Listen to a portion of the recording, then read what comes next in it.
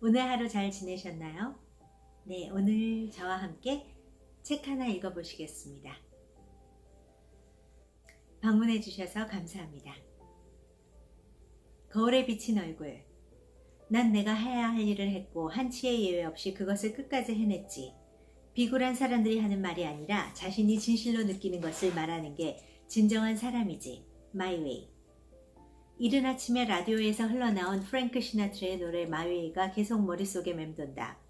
노래를 흥얼거리며 옷장을 열어보니 연한 잿빛 바지 정장이 깨끗이 세탁되어 투명한 비닐 속에 종잇장같이 잘 다려져 걸려있는 것이 참 마음에 들어 추운 날씨였지만 얇은 정장과 흰 셔츠를 꺼내 입었다. 4년 정도 한 부서에서 매일 똑같은 팀원들과 근무하다 보니 타성이 젖어 조금씩 늘어지는 것 같고 일을 쉽게 하게 되는 것 같아 좀 더 긴박하고 흥미진진한 부서로 한 달 전쯤 옮겼다. 매일 아침 9시 30분에는 유럽 직원들과 전화와 컴퓨터로 컨퍼런스 미팅을 하고 9시 30분에는 하루에 점검해야 할 일들을 팀원과 점검한다. 같은 팀원이라고 해도 콜로라도나 플로리다 등에서 근무하고 있는 사람이 있어서 예외 없이 전화와 컴퓨터로 회의를 한다. 회의실 밖에 준비된 음식을 가져다 간단히 점심을 먹고 오후 5시에는 인도 직원들과 미팅을 한 뒤 그날의 중요한 프로젝트 내용을 관련된 사람들에게 모두 이메일로 보내어 점검하게 한다. 계속되는 미팅 때문에 미루어진 해야 할 일들을 어느 정도 처리하고 나면 어느새 창밖은 깜깜하게 어두워져 있고 주차장의 차들은 대부분 사라진 뒤다. 새로운 부서의 이사인 블론드의 흰색이 다소 섞인 짧은 머리에 녹색 눈의 브렛은 긴박하게 돌아가는 부서의 특성상 직원들 간의 다소 미묘한 갈등으로 미팅 분위기가 차가워질 때마다 여러 가지 재밌는 농담을 한다. 사람들이 한 번씩 크게 웃고 나면 자연스럽게 업무가 부드럽게 흘러가게 된다. 누가 무슨 말을 하든 찬사를 아끼지 않고 오른손 엄지손가락을 높이 세워 보여주어서 고개를 가만히 끄덕여주는 몸짓도 잊지 않는다. 새로 온 지 얼마 안 되는 내게 굉장히 크고 명랑한 목소리로 그의 부서에 내가 오게 되어 참 기쁘고 기대가 크다고 하면서 내가 새로운 업무와 부서를 어떻게 생각하는지도 진지하게 물어보고 함께 열심히 하자고 격려를 해준 것이 내게 더욱 최선을 다해 업무에 임하도록 만들었다. 그는 낮잠의 힘이라는 꽤 잘 팔리는 책을 썼는데 본인이 가장 잘할 수 있는 것에 대해 글을 쓰고 싶었고 낮잠은 그가 아주 잘하는 것이라고 한다. 투명한 파란 눈의 제리가 오하이오주에 3일간 출장 갈 일이 있다며 그곳이 추워서 긴 코트를 사야겠다고 하자 브렛은 그가 3년 정도 시카고에 살았는데 매년 늦가을부터 초봄까지 옷을 몇 개씩 겹쳐 입고 출근을 했고 다른 직원들이 코트 좀 사서 입으라고 했을 때 1년에 한 6개월만 견디면 되는데 뭐하러 코트를 사느냐고 반문했다고 한다. 브렛은 추위를 이기는 제일 좋은 방법은 옷을 많이 겹쳐 입는 거라고 말하면서 껄껄 웃었다. 좋은 옷을 입지 않아도 넉넉하고 자신 있어 보이는 브렛만의 비결은 무엇일까? 독일의 유명한 철학자인 임마누엘 칸트의 아버지가 한 번은 고향인 폴란드의 실레시아를 향하여 말을 타고 여행을 떠났는데 깊은 숲길을 통과해 가고 있을 때 갑자기 강도들을 만나 값진 것들을 다 빼앗기고 말았다. 그때 강도들은 내가 가진 것이 이것뿐이냐? 라고 물었는데 칸트의 아버지가 그게 전부요! 라고 대답하자 강도들이 그를 가도록 허락했다. 말도 빼앗기고 겁도 나서 뒤도 돌아보지 않고 빠른 걸음으로 걷고 있는데 옷깃에서 묵직한 것이 손에 닿았다. 그것은 옷 속에다 안전하게 꿰매어 보관한 금덩이였다. 칸트의 아버지는 즉시 되돌아 강도들이 있는 곳으로 달려갔다. 그리고 금덩이를 손에 들고 강도들에게 말을 했다.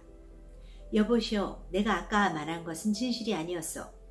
내가 무서움에 질려서 미처 생각하지 못했던 것이오. 여기 내 옷 속에 감추어 두었던 금덩이가 있소이다. 몇 년 전 하버드 대학교에서 총장을 모집하는 공고가 났었는데 첫 번째 자격 요건이 정직이었다. 또한 미국의 유수한 기업에서 회장을 영입하려고 했을 때도 역시 첫째 조건이 정직이었다. 미국인들이 각계 리더의 필수 요소로 꼽는 것의 첫 번째 항목이 바로 정직이다. 자기 이상도 자기 이하도 아닌 있는 그대로의 모습으로 어떤 상황에서라도 정직할 수 있는 품성이 리더가 되기 위해 가장 중요한 전제 조건이다. 사회학자인 프랜시스 후쿠야마는 트러스트라고 하는 유명한 책에서 이 시대를 신뢰의 문화를 갖고 있는 나라와 그렇지 않은 나라와의 경쟁 구도로 바라보고 있다. 지금까지는 중요한 자본이라고 하면 물건, 돈, 공장, 기술 같은 것이라고 간주해 왔는데 앞으로의 기업은 인간에 대한 신뢰의 문화를 얼마만큼 가지고 있는가로 그 경쟁력이 결정된다는 주장이다. 후쿠야마는 일본, 미국, 그리고 독일을 비롯한 북유럽의 일부 국가를 제외한 라틴계와 아시아 국가를 모두 신뢰가 없는 문화권으로 생각하고 있다. 그의 아시아권은 글로벌 비즈니스에 부적합한 문화라고 분석하고 있는 것이다. 결국 신뢰라는 사회 자본이 없으면 친척과 같은 혈연밖에는 믿지 못하기 때문에 패밀리 비즈니스 정도에서 머무르고 만다는 견해이다. 개인, 회사, 조직, 국가가 정직하지 못하면 신뢰를 얻을 수 없게 되고 결코 성장할 수 없게 된다. 거울을 들여다볼 때마다 브렛처럼 정직하게 남들을 평가하고 칸트의 아버지처럼 어떠한 상황에서도 정직하고 스스로에게도 항상 정직한, 해야 할 일을 예외 없이 끝까지 해내고야만은 나의 길을 변함없이 걸어가는 그런 당당한 얼굴을 보고 싶다.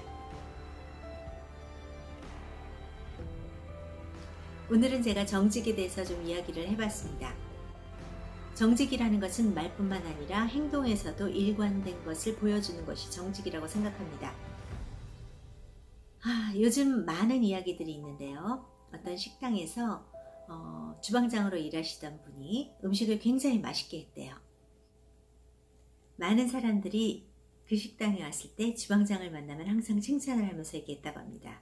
이렇게 맛있게 음식을 만들 줄 아니까 직접 한번 비즈니스를 해보시는 게 어떠시겠어요? 식당을 내시면 대박이 나시겠네요. 그런 얘기를 많이 들었다고 합니다. 그래서 그 주방장은 열심히 노력해서 실제로 직접 본인의 식당을 열었습니다. 과연 어땠을까요?